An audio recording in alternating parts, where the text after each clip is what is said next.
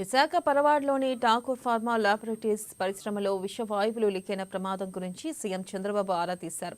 అధికారులను అడిగి వివరాలు తెలుసుకున్నారు. బాధితులకు మెరుగైన చికిత్స అందేలా చూడాలని ఆదేశించారు. ప్రభుత్వం తరపున వారికి అండగా ఉండాలని సూచించారు. బాధితులకు అందుతున్న సాయంపై జిల్లా యంత్రాంగం, సంబంధిత మంత్రులు స్వయంగా పర్యవేక్షించాలని స్పష్టం చేశారు. ఠాకూర్ ల్యాబ్స్ లో విషవాయువులు లీకైన ఘటనలో 9 మంది అస్వస్థతకు గురయ్యారు. వీరిలో ఒడిశాకు చెందిన అమిత్ అనే కార్మికుడు మృతి చెందారు.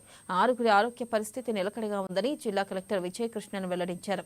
2 కార్మికులకు వెంటిలేటర్ పై చికిత్స అందిస్తున్నారని తెలిపారు.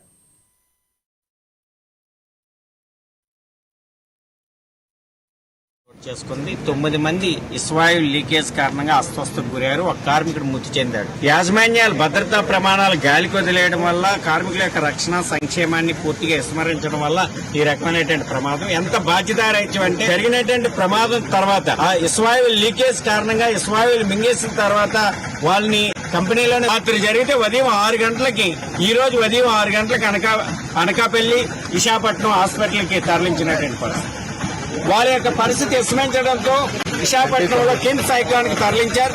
కిమ్స్ ఐకాన్ లో ఉన్నటువంటి వాళ్ళలో ఒకరు ఉద్మిత్ బాగ్ అనేటువంటి ఒరిస్సా రాష్ట్రానికి చెందినటువంటి కార్మికుడు, 23 సంవత్సరాలు చెందిన వయసు కలిగినటువంటి కార్మికుడు. రకంగా యాజమాన్యాలు భద్రతను గాలికి వదిలేడు, సరైనటువంటి సక్రమైన భద్రతా పరికరాలు ఇవ్వకపోవడం వల్ల ఈ రకమైనటువంటి పరిస్థితులు అనేటువంటి చోటు చేసుకుంటున్నాయి. మరో 8 మంది ఎంప్లాయీస్ ఉన్నారు. ఇందులో సెక్యూరిటీ సూపర్వైజర్ కూడా ఈ ఇస్వాయువులకు గురైనటువంటి వాళ్ళని రక్షించడానికి వెళ్తే సెక్యూరిటీ సూపర్వైజర్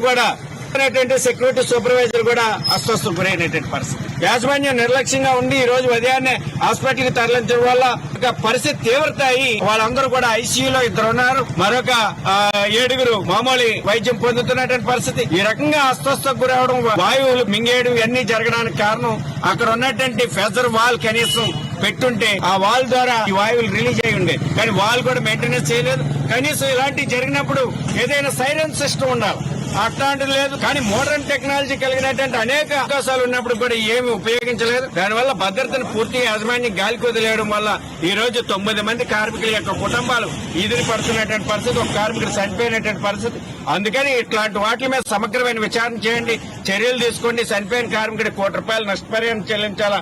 దీని మీద సమగ్రమైన విచారణ పేరుతో కాలయాపన చేయడం కాదు, విచారణ చేసిన నివేదిక ఆధారంగా ఆయా పరిశ్రమ యాజమాన్యాల మీద క్రిమినల్ చర్యలు తీసుకోవాల్సిన అవసరం ఉంది.